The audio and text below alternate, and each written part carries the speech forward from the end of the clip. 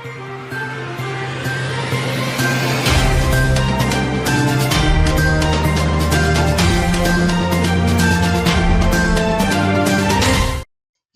முக்கிய நிகழ்வுகள். காரைக்கால் அரசு மருத்துவமனையில் மாவட்ட ஆட்சியர் திடீர் ஆய்வு. நோயாளிகளுக்கு தரமான சிகிச்சை வழங்க மருத்துவர்களுக்கு அறிவுறுத்தல்.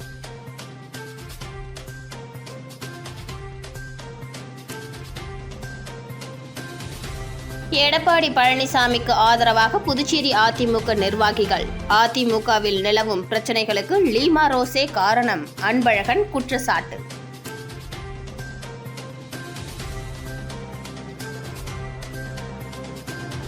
புதுச்சேரியில் ஒரே வாரத்தில் 2வது முறையாக பெட்ரோல் டீசல் விலை உயர்வு. வாகன ஓட்டிகள் கடும் பாதிப்பு.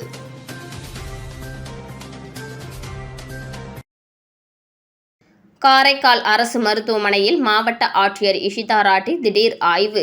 நோயாளிகளுக்கு தரமான சிகிச்சை வழங்க மருத்துவர்களுக்கு ஆட்சியர் அறிவுறுத்தல். புதுச்சேரி மாநிலம் காரைக்கால் மாவட்டத்தில் இன்று மாவட்ட ஆட்சியர் இஷிதா ராட்டி காரைக்கால் அரசு தலைமை மருத்துவமனையில் திடீர் ஆய்வு மேற்கொண்டார். அப்பொழுது பல்வேறு பிரிவில் சிகிச்சை பெற்று வரும் நோயாளிகளை சந்தித்து அவர்களுக்கு வழங்கப்படும் மருத்துவ சிகிச்சை குறித்து கேட்டறிந்தார். மேலும் மருத்துவமனைக்கு வருகின்ற பொதுமக்களுக்கு தரமான சிகிச்சைகளை வழங்க வேண்டும் என்று மருத்துவ அதிகாரிகளை மாவட்ட ஆட்சியர் அறிவுறுத்தினார். இதனைத் தொடர்ந்து அரசு மருத்துவமனையில் ஆய்வு செய்த மாவட்ட ஆட்சியர் மருத்துவமனையை மேம்படுத்துவது குறித்து அதிகாரிகளுடன் ஆலோசனை செய்தார். மேலும் நோயாளிகளுக்கு தேவையான மருந்துகளை தட்டுப்பாடு இன்றி வழங்க அறிவுறுத்தினார்.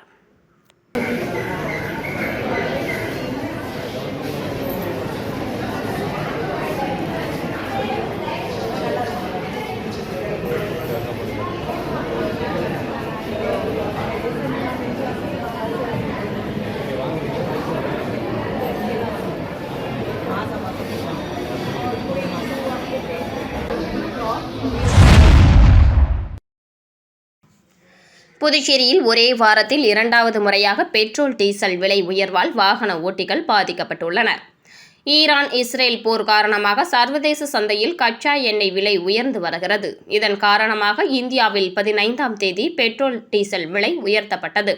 இந்த நிலையில் ஒரே வாரத்தில் 2வது முறையாக இன்று பெட்ரோல் டீசல் விலை உயர்த்தப்பட்டுள்ளது வாகன ஓட்டிகளிடையே கடும் அதிர்ச்சியை ஏற்படுத்தியுள்ளது. பெட்ரோல் நேற்று 99 ரூபாய் 25 காசுகளுக்கு விற்பனை செய்த நிலையில் 87 பைசா உயர்த்தப்பட்டு இன்று 100 ரூபாய் 12 பைசாவிற்கு விற்பனை செய்யப்படுகிறது. இதேபோல் டீசல் நேற்று 89 ரூபாய் 39 பைசாவிற்கு விற்பனை செய்த நிலையில் 88 பைசா உயர்த்தப்பட்டு இன்று 90 ரூபாய் 27 பைசாவிற்கு விற்பனை செய்யப்படுகிறது. இந்த விலை உயர்வு காரணமாக அத்தியாவசிய பொருட்களின் விலை உயரக்கூடும் என்பதால் மத்திய அரசு விலை குறைக்க நடவடிக்கை எடுக்க வேண்டும் என கோரிக்கை விடுக்கப்பட்டுள்ளது.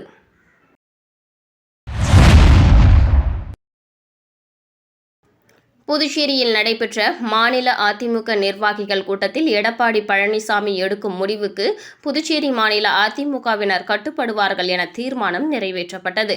மேலும் அதிமுகவின் தற்போதைய நிலைக்கு மறைமுகமாக லீமா ரோஸ் தான் காரணம் என அதிமுக மாநில செயலாளர் அன்பழகன் எம்எல்ஏ குற்றம் சாட்டியுள்ளார். அதிமுகவில் எடப்பாடி பழனிசாமி ஆதரவு சட்டமன்ற உறுப்பினர்கள், எதிர்ப்பு சட்டமன்ற உறுப்பினர்கள் என இரு பிரிவாக பிரிந்துள்ள நிலையில் புதுச்சேரி மாநில அதிமுக நிர்வாகிகள் கூட்டம் இன்று உப்பளம் பகுதியில் உள்ள தலைமை அலுவலகத்தில் நடைபெற்றது. அதில் எடப்பாடி பழனிசாமி எடுத்து வரும் அத்தனை நடைமுறைக்கும் புதுச்சேரி அதிமுக துணை நிற்கும் என தீர்மானம் நிறைவேற்றப்பட்டது. குறிப்பாக புதுச்சேரி, காரைக்காலில் உள்ள 30 பொதுக்குழு உறுப்பினர்கள் எடப்பாடி பழனிசாமிக்கு ஆதரவு தெரிவித்துள்ளனர். தொடர்ந்து கூட்டத்திற்கு பின்னர் செய்தியாளர்களை சந்தித்த அதிமுக செயலாளர் அன்பழகன், எந்த ஒரு அரசியல் கட்சியாக இருந்தாலும் ஏற்ற இறக்கம் வரத்தான் செய்யும். கடந்த 5 ஆண்டுகளாக மதிநுட்பத்தோடு எடப்பாடி பழனிசாமி கட்சியை காப்பாற்றி வருகிறார். தமிழக வெற்றிக் கழகம் தூய ஆட்சியை கொடுப்போம் என தேர்தல் சமயத்தில் பொய் பிரச்சாரம் செய்துவிட்டு தற்போது கேடுகட்டத்தனமான குதிரை பேர அரசியலில் ஈடுபட்டு வருகிறார்கள். அமைச்சர் பதவி என்கிற ஆசையை கூறி அதிமுகவை பலவீனப்படுத்த முயற்சி எடுத்து வருகிறார்கள். இது அரசியலின் அநாகரிகமான செயலாகும். சட்டமன்ற தேர்தலில் முடிவடைந்த நிலையில் எம்எல்ஏக்கள் யார் கட்டுப்பாட்டில் இருக்க வேண்டும் என்பதை தலைமைதான் முடிவெடுக்க வேண்டும். சட்டமன்ற குழு தலைவர் யார் கொறடா யார் என்பதை தேர்ந்தெடுக்கும் உரிமை கட்சி தலைவருக்கு தான் உள்ளது. இதுதான் சட்ட விதி. புரட்சி தலைவி ஜெயலலிதா இருந்தபோது சட்டமன்றத்தில் கழகத்தின் பொறுப்புகளை அவர்தான் தேர்ந்தெடுத்தார். திட்டமிட்ட சதி செயலில் சட்டப்பேரவை தலைவர் ஈடுபட்டு வருகிறார்.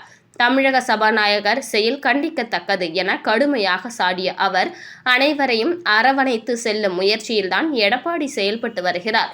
கொஞ்சம் பொறுமையாக இருக்கும்படி கூறுகிறார். ஆனால் மந்திரி பதவி ஆசையால் தமிழக வெற்றி கழகத்திற்கு ஆதரவளித்து வருகிறார்கள். அதிமுகவை வைத்து பிசினஸ் நடத்துகிறார்கள். அதிமுகவை அவமதித்த விஜய்க்கு ஆதரவு கொடுக்கிறார்கள். விஜய் ஒரு பலவீனமான முதலமைச்சர். செம்மலை இன்று கட்சியை விட்டு வெளியேறி இருக்கிறார். நாளை எந்த கட்சியில் சேருவார் என யாருக்கும் தெரியாது. ராமாயணம், மகாபாரதம் உள்ளிட்ட புராணங்களில் பெண்ணால் தான் அழிவு, ஆவதும் பெண்ணால், அழிவதும் பெண்ணால் போல அதிமுகவின் தற்போதைய நிலைக்கு லீமா ரோஸ் என்கிற பெண்தான் காரணம் என குற்றம் சாட்டியுள்ளார்.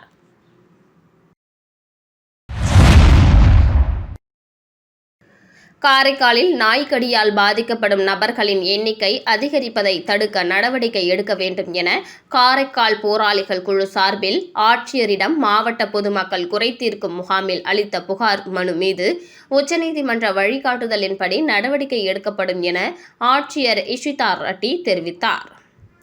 புதுச்சேரி யூனியன் பிரதேசம் காரைக்காலில் புதுச்சேரி துணைநிலை ஆளுநர் உத்தரவுப்படி மாதந்தோறும் 15ஆம் தேதி நடைபெறும் பொதுமக்கள் குறைதீர்க்கும் முகாம் 2 மாத இடைவெளி விட்டு மாவட்ட ஆட்சியர் அலுவலகத்தில் இன்று நடைபெற்றது. மாவட்ட ஆட்சியர் இஷிதா ரெட்டி தலைமையில் நடைபெற்ற பொதுமக்கள் குறைதீர் முகாமில் வருவாய்த்துறை, மின்துறை, பொதுப்பணித்துறை, உள்ளாட்சித்துறை, வேளாண் துறை, கல்வித்துறை உள்ளிட்ட அனைத்து துறை உயர் அதிகாரிகளும் கலந்து கொண்டு புகார் அளிக்கும் மக்களுக்கு உடனடி தீர்வு காண நடவடிக்கை மேற்கொள்ளப்பட்டது. இன்றைய பொதுமக்கள் குறைதீர் முகாமில் இலவச மனைப்பட்டா, முதியோர் உதவித்தொகை, விதவை மற்றும் முதிர்கன்னிகளுக்கான உதவித்தொகை கேட்டு 40க்கும் மேற்பட்ட மக்கள் கலந்து கொண்டு தங்களது புகார்களை எழுத்துப்பூர்வமாக அளித்தனர். குறிப்பாக காரைக்காலில் சமீபத்தில் 20க்கும் மேற்பட்டோர் பல இடங்களில் தெருநாய்களால் கடிபட்டு சிகிச்சை பெற்று வருவது குறித்து காரைக்கால் போராளிகள் குழு புகார் மனு அளித்தனர். மேலும் ஆட்சியர் பொறுப்பேற்றது முதல் மாவட்ட அரசு பொது மருத்துவமனை ஆய்வு மேற்கொள்ளாததை குறிப்பிட்டு அதனை ஆய்வு செய்யவும் மனுவில் வலியுறுத்தினர். புகார் மனுக்கள் மீது உடனடி நடவடிக்கை எடுக்க ஆட்சியர் இஷிதா ரெட்டி அதிகாரிகளுக்கு உத்தரவிட்டார். பின்னர் செய்தியாளர்களை சந்தித்த ஆட்சியர் இஷிதா ரெட்டி கூறியதாவது, இன்றைய மக்கள் குறைதீர் முகாமில் கலந்து கொண்ட பெரும்பாலான மக்கள் இலவச மனைப்பட்டா, நில ஆக்கிரமிப்பு மற்றும் நிலம் தொடர்பான தகராறு, குடும்ப தகராறு மற்றும் சாலை, குடிநீர், மின்சார வசதி தொடர்பாக புகார்கள் அளித்தனர். அந்த புகார்கள் மீது சம்பந்தப்பட்ட துறை உடனடியாக நடவடிக்கை எடுக்க அதிகாரிகளுக்கு உத்தரவிட்டதாக தெரிவித்தார். நகரில் தெருநாய்கள் கடித்து மக்கள் பாதிப்பது அதிகரிப்பது குறித்து செய்தியாளர்களின் கேள்விக்கு உச்சநீதிமன்ற வழிகாட்டுதலின்படி உரிய நடவடிக்கை எடுக்கப்படும் என்றார். நாய்க்கடிக்கான சிகிச்சை வசதிகள் அரசு மருத்துவமனையில் உள்ளது என்றும் கூறிய ஆட்சியர் இஷிதா ரெட்டி, மக்கள் பாதிக்காதவாறு தெருநாய்களை பிடித்து பாதுகாப்பாக அப்புறப்படுத்த நகராட்சி கொம்யூன் ஆணையர்களுக்கு அறிவுறுத்தியுள்ளதாக தெரிவித்தார். விளம்பர இடைவேளைக்கு பிறகு செய்திகள் தொடரும்.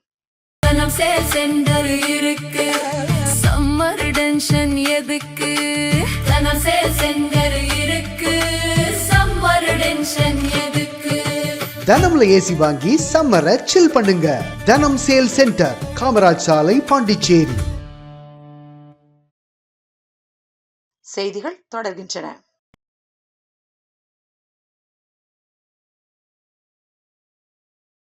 தமிழின அழிப்பு நினைவு நாள். ஜோஸ் சார்லஸ் மார்ட்டின் தலைமையில் 1000க்கும் மேற்பட்டோர் அமைதி பேரணி.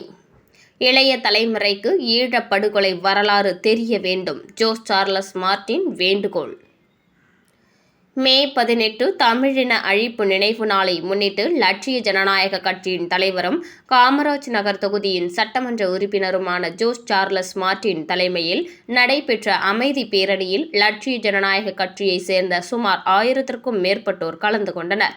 பழைய பேருந்து நிலையம் அருகில் இருந்து தொடங்கிய பேரணியானது அண்ணா சாலை மார்க்கமாக சென்று ராஜா தேட்டர் சிக்னல், நேரு வீதி வழியாக மிஷன் வீதியில் உள்ள மாதா கோவில் எதிரில் நிறைவடைந்தது. தொடர்ந்து மெழுகு மெழுகுவர்த்தி ஏந்தி தமிழின அழிப்பு போரில் உயிர் நீத்த மக்களுக்கு ஜோஸ் சார்லஸ் மார்டின் தலைமையில் அஞ்சலி செலுத்தப்பட்டது. தொடர்ந்து செய்தியாளர்களை சந்தித்த லட்சிய ஜனநாயக கட்சியின் தலைவரும் காமராஜ் நகர் தொகுதி சட்டமன்ற உறுப்பினருமான ஜோஸ் சார்லஸ் மார்டின், மே 18 நமது தொப்புள் கொடி உறவுகள் ஈழத் தமிழர்கள் இலங்கையில் உயிரிழந்த நினைவு தினம் இன்று கடைபிடிக்கப்பட்டது.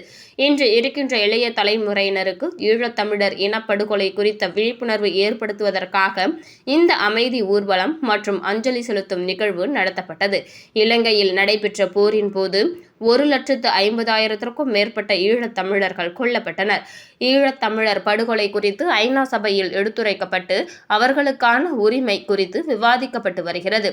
இந்த அமைதி ஊர்வலத்தில் நாம் தமிழர் கட்சியினரும் கலந்து கொண்டனர் என்றார். தொடர்ந்து செய்தியாளர்களின் கேள்விக்கு பதிலளித்த அவர், அமைச்சர் பதவி கேட்டு வலியுறுத்தியுள்ளோம். அமைச்சர் பதவி கொடுத்தால் இறைவன் கொடுத்த வழி, அது நடந்தால் நல்லது, நடக்காவிட்டாலும் அதை பற்றி வருத்தப்பட போவதில்லை. மக்களுக்காக பணி செய்ய வந்துள்ளோம். தொடர்ந்து மக்களுக்கான சேவைகளை செய்வோம்.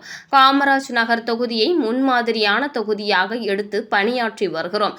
அண்மையில் பெய்த மழையின் போது தேங்கி நின்ற மழைநீரை JCB மற்றும் மென் மோட்டார் வைத்து உடனுக்குடன் வெளியேற்றினோம்.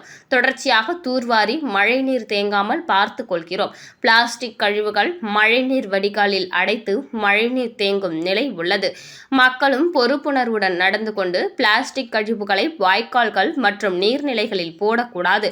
மக்கள் அனைவரும் ஒன்றிணைந்து செயல்பட்டால் கண்டிப்பாக ஒரு மாற்றத்தை கொண்டு வரலாம் என வலியுறுத்தினார். அவங்களுக்கான நினைவு அஞ்சலி எல்லா வருஷமும் நடக்கப்படும். அதனால இன்றைக்கும் நாங்கள் இதுக்காக ஊர்வலமாக இந்த அவேர்னஸ், ஏன்னா இன்னைக்கு இருக்க ஜென்ரேஷனுக்கு நிறைய அவேர்னஸ் இல்லாமல் இருக்காங்க. அதுக்காக நம்ம தொப்புக்குடி உறவுகளாக நம்மளோட பூர்வீகமான தமிழ், நம்மளோட வரலாறு அங்கேயும் இருந்திருக்கு. நம்மளோட முன்னோர்கள் அங்கேயும் வாழ்ந்துருக்காங்க. அவங்க வரும்போது இந்த மாதிரி ஒரு சம்பவம், ஒரு போர் நடந்து அதில் நிறைய சில துரோகங்கள் நடந்திருக்கு. ஒரு நோ ஃபயர் ஜோன் சொல்லி அந்த நோ ஃபயர் ஜோனில் 1,00,000க்கும் மேற்பட்ட 1,50,000 மேற்பட்ட மக்கள் அங்கே பாதிக்கப்பட்டு அங்கே சுட்டு கொல்லப்பட்டிருக்காங்க. ஸோ இவ்வளோ நிறைய விஷயங்கள் நடந்திருக்கு. இதெல்லாம் ஒரு ஐநா சபையில் வச்சு நம்ம நிறைய கேள்விகள், நிறைய அவங்களுக்கான உரிமைகள்லாம் மீட்டெடுக்கிறதுக்காக சில வேலைகள்லாம் இது நடந்துகிட்ருக்கு. ஸோ அதுக்காக ஒரு அவேர்னஸ்க்காக இன்றைக்கி நாங்கள் நாம் தமிழர் கட்சி சார்பாக சிவகுமார் அண்ணன் அவர்களும், என்னோட கட்சி சார்பாக சுரேஷன் அவர்களும், ஸோ அது போக எங்களோட அனைத்து விங்கு எல்லாருமே ஒன்றிணைந்து இன்றைக்கி எங்களோட ஸ்ட்ரென்த்தை காட்டுறதுக்காக நாங்கள் மாபெரும் ஒரு கைவிதறியாக இந்து மக்கள் கட்சி தலைவர் அர்ஜுன் சம்பத், லட்சிய ஜனநாயக கட்சியின் தலைவரும் காமராஜ் நகர் தொகுதியில் சட்டமன்ற உறுப்பினருமான ஜோஸ் சார்லஸ் மார்டினை சந்தித்து பொன்னாடை அணிவித்து சட்டமன்ற உறுப்பினராக வெற்றி பெற்றமைக்கு வாழ்த்துக்களை தெரிவித்துக் கொண்டார். மேலும் முதன்மை செயலர் சுரேஷ் உடனிருந்தார். காரைக்கால் அருகே அமைந்துள்ள புனித சூசையப்பர் ஆலய ஆண்டு திருவிழா கொடியேற்ற வைபவத்தில் ஏராளமான கிறிஸ்தவர்கள் கலந்து கொண்டனர். காரைக்கால் அடுத்த கவுத்தளம் கிராமத்தில் அமைந்துள்ள பழமை வாய்ந்த புனித சூசையப்பர் ஆலய ஆண்டு திருவிழா இன்று கொடியேற்றத்துடன் துவங்கியது. இதில் பங்கு தந்தை கொடியை ஏற்றி வைத்து சிறப்பு திருப்பலியினை நடத்தி வைத்தார். முன்னதாக கொடியை ஊர்வலமாக எடுத்து செல்லப்பட்டது. இந்த திருவிழாவின் முக்கிய நிகழ்ச்சியான மின் அலங்கார தேர்பவனி வரும் 20ஆம் தேதி அன்று நடைபெறுகிறது. மேலும் கொடியேற்ற நிகழ்ச்சியில் ஏராளமான கிறிஸ்தவர்கள் கலந்து கொண்டு புனித சூசையப்பரை வழிபட்டு சென்றனர். அரியாங்குப்பம் சுப்புராய பிள்ளை வீதியில் எழுந்தருளியுள்ள மணக்கோள விநாயகர் ஆலயத்தின் 42ஆம் ஆண்டு பிரம்மோற்சவ விழா சிறப்பான முறையில் கொண்டாடப்பட்டது. பூஜையில் முன்னாள் சேர்மன் ஆனந்தன் பங்கேற்று சுவாமி தரிசனம் செய்தார். அரியாங்குப்பம் சுப்புராய பிள்ளை வீதியில் கோவில் கொண்டிருக்கும் ஸ்ரீ மணக்குள விநாயகர் என்கிற மணக்கோள விநாயகர் ஆலயத்தின் 42ஆம் ஆண்டு பிரம்மோற்சவ விழா நேற்று நடைபெற்றது. இதில் காலை மூலவர் விநாயக பெருமானுக்கு சிறப்பு அபிஷேகங்கள் நடைபெற்று சந்தன காப்பு அலங்காரம் செய்யப்பட்டு மகா தீபாராதனைகள் காண்பிக்கப்பட்டது. தொடர்ந்து மாலை நடைபெற்ற சிறப்பு பூஜையில் அரியாங்குப்பம் கொம்பியூன் பஞ்சாயத்து முன்னாள் சேர்மன் ஆனந்தன் சிறப்பு விருந்தினராக கலந்து கொண்டு சுவாமி தரிசனம் செய்தார்.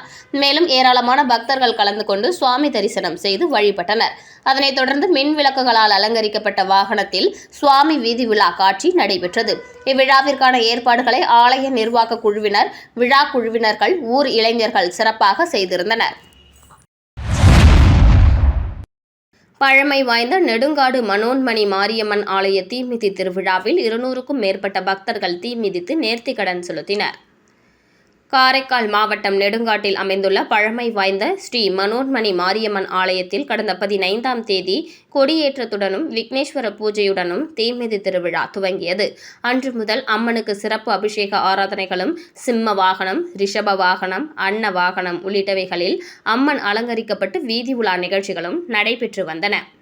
திருவிழாவின் முக்கிய நாளான இன்று ஸ்ரீ மனோன்மணி மாரியம்மனுக்கு சிறப்பு அபிஷேகத்தை தொடர்ந்து சந்தன காப்பு அலங்காரம் செய்யப்பட்டு சிறப்பு ஆராதனைகள் நடைபெற்றது. பின்னர் அம்மன் அன்ன வாகனத்தில் வலம் வந்து தீக்குழிக்கு அருகில் எழுந்து அருளியதை அடுத்து முக்கிய நிகழ்வான பூமிதித்தல் எனப்படும் தீமிதி திருவிழா இன்று மாலை நடைபெற்றது. இதில் 200க்கும் மேற்பட்ட பக்தர்கள் ஒரு வார கால விரதமிருந்து தீமிதித்து நேர்த்திக்கடன் செலுத்தினர். தீமிதி திருவிழாவை காண சுற்றுவட்டார பகுதிகளிலிருந்து ஏராளமான பக்தர்கள் கலந்து கொண்டு அம்மனை தரிசனம் செய்தனர். தீமிதி திருவிழாவின் உபயதாரர்களான GNS குடும்பத்தினர், GNS Vasudevan, GNS Rajasekaran, GNS Natesan ஆகியோர் முன்னதாக சாமி தரிசனம் செய்தனர்.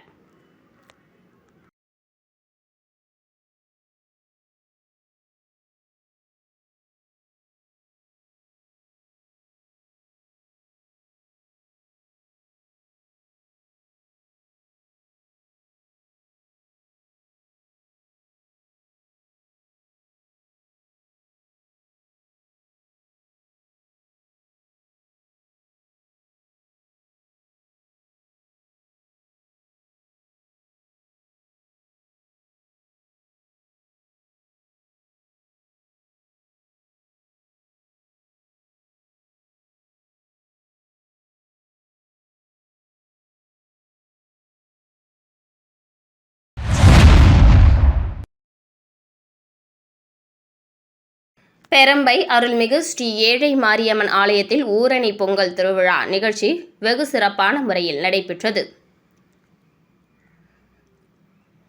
புதுச்சேரி அடுத்த தமிழக பகுதியான வானூர் வட்டம் பெரம்பை கிராமத்தில் அமைந்துள்ள ஸ்ரீ ஏழை மாரியம்மன் கோவில் மிகவும் பிரசித்தி பெற்றது. கிராம மக்களின் பாரம்பரிய கலாச்சாரத்தை பறைசாற்றும் வகையில் ஆண்டுதோறும் திருவிழா மிக சிறப்பான முறையில் நடைபெற்று வருகிறது. இதில் காலையில் ஸ்ரீ ஏழை மாரியம்மனுக்கும் ஸ்ரீ செங்குழுநீர் அம்மனுக்கும் அபிஷேகம் நடைபெற்றது. அதனைத் தொடர்ந்து மாலை 3 மணிக்கு ஊரணி பொங்கலிடுதல் நிகழ்ச்சி நடைபெற்றது. இதில் ஊர் பொதுமக்கள் திரளாக கலந்து கொண்டு பொங்கலிட்டு அம்மனை வழிபட்டனர். இதனைத் தொடர்ந்து ஐயனாரப்பன் கோவிலில் இருந்து பொங்கல் வைத்து சுவாமி தரிசனம் செய்த ஊர் பொதுமக்கள் ஊர் முழுவதும் வலம் வந்து ஏழை மாரியம்மன் கோவிலில் சென்றடைந்தனர். தொடர்ந்து சுவாமிக்கு பொங்கல் படையலிட்டு தீபாராதனை காண்பிக்கப்பட்டது. இதில் பக்தர்கள் திரளானோர் கலந்து கொண்டு சுவாமி தரிசனம் செய்தனர். மேலும் முக்கிய நிகழ்வாக ஊரணி பொங்கல் வைத்து ஊர்வலமாக வரும்பொழுது சிவன் பார்வதி வேடம் அணிந்து நடனமாடிய கலைஞர்களின் பாவனை பொதுமக்கள் அனைவரையும் வெகுவாக கவர்ந்தது. இதனைத் தொடர்ந்து இரவு வான வேடிக்கையுடன் மேளதாளங்கள் முழங்க மின் அலங்காரத்துடன் ஸ்ரீ விநாயகர், ஸ்ரீ முருகன், ஸ்ரீ ஐயனாரப்பன், பூரணி பொற்கலை சுவாமிகள் வீதி உலா நடைபெற்றது. இரவு மண்குட்டி, குமாரபுரம் விக்னேஷ் நாடக ஆசிரியரின் தெருக்கூத்து நாடகம் நடைபெற்றது. நிகழ்ச்சிக்கான ஏற்பாட்டினை பெரம்பை கிராமவாசிகள் சிறப்பாக செய்திருந்தனர். மீண்டும் இன்றைய முக்கிய நிகழ்வுகள். காரைக்கால் அரசு மருத்துவமனையில் மாவட்ட ஆட்சியர் திடீர் ஆய்வு. நோயாளிகளுக்கு தரமான சிகிச்சை வழங்க மருத்துவர்களுக்கு அறிவுறுத்தல்.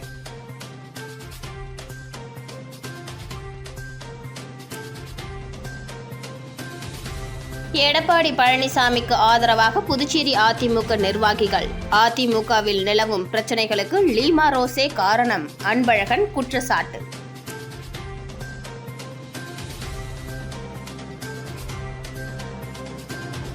புதுச்சேரியில் ஒரே வாரத்தில் 2வது முறையாக பெட்ரோல், டீசல் விலை உயர்வு. வாகன ஓட்டிகள் கடும் பாதிப்பு.